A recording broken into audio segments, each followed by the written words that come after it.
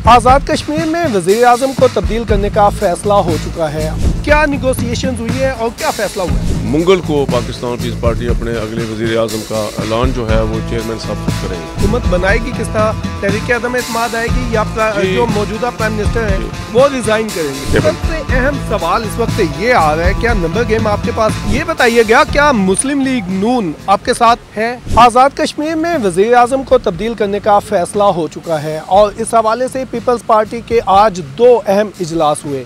उन इजलासों में क्या फ़ैसला हुआ है ये जानते हैं और ये जानने के लिए हमने रब्ता किया है। हमारे साथ मौजूद हैं पीपल्स पार्टी आज़ाद कश्मीर के सदर चौधरी यासीन साहब। Sir, thank you very much, आपने टाइम दिया। ये बताइएगा, क्या निगोसिएशंस हुई हैं और क्या फ़ैसला हुआ है? बिस्मिल्लाहिर्रहमानिर्रहीम। आज एक इजलास जो है वो जरदारी हाउस में हुआ, ज़ेर सदारत जनाब चेयरमैन बिलावल भुट्टो जरदारी साहब, जिसमें मोहतरमा फरियाल तालपुर साहबा जो आज़ाद कश्मीर के उमूर की इंचार्ज हैं, और राजा पुरेशफ साहब और कमर ज़मान कायरा साहब भी मौजूद थे और चौधरी रियाज साहब भी थे। तो सारी पार्लिमानी पार्टी थी। तो उसमें जो है वो बड़ी सैर हासिल गुफ्तगू की गई, जिसमें इसके बाद जो है वो आके चेयरमैन साहब और मोहतरमा फरियाल तालपुर साहब सदर साहब के पास थे और दूसरा सेशन यहाँ शुरू हुआ जो सदर आसिफ जरदारी साहब ने जो है वो उन्होंने प्रिजाइड किया।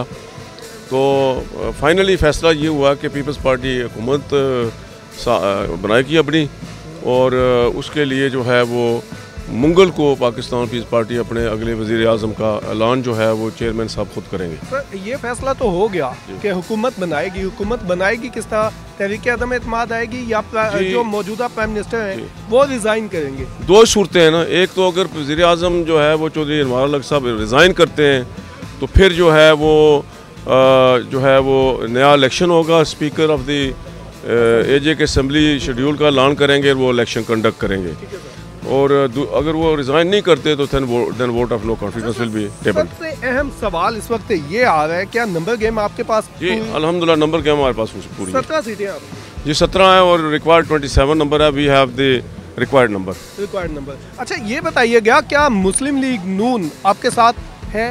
जी मुस्लिम लीग नून जो है वो उनका जो है वो हमारे साथ पहले से एग्रीमेंट है कि असम्बली के अंदर जो है वो जो भी मूव होगी उसमें हम आपका साथ देंगे।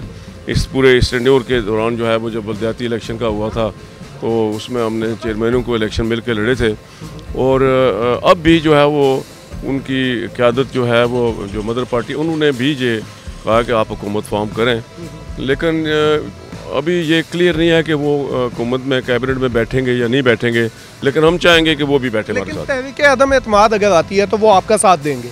वो हमारा साथ देंगे।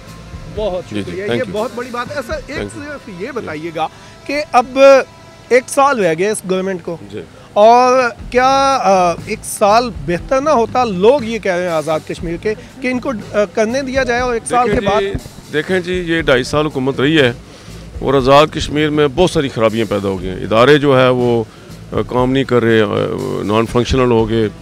फिर जो वहाँ पिछले अरसे में सूरत रही है वो भी आपके सामने है, तो मैं सब तफसील नहीं बता सकता, लेकिन मैं समझता हूँ पीपल्स पार्टी एक प्रोग्रेसिव सियासी जमात है, और ये एक्ट 74 जो है ये पार्लिमानी जमहूरियत शहीद जुल्फ़िकार अली भुट्टो ने हमें दी थी 74 में। एक्ट 74 के ज़रिए 75 में पहले इलेक्शन हुए थे। तो ये पीपल्स पार्टी की मॉरल एब्लिगेशन है कि पीपल्स पार्टी इस निज़ाम को संभाले। Thank you. बहुत शुक्रिया चौधरी यासीन साहब, जो पीपल्स पार्टी आज़ाद कश्मीर के प्रेसिडेंट हैं, और वो हमारे साथ बात कर रहे थे, और उनका ये कहना है कि नंबर गेम उनके पास पूरी है, और उनका ये भी दावा है कि मुस्लिम लीग नून उनके साथ एग्री है। अगर तहरीक अदम एतमाद आती है तो मुस्लिम लीग नून उनका साथ देगी।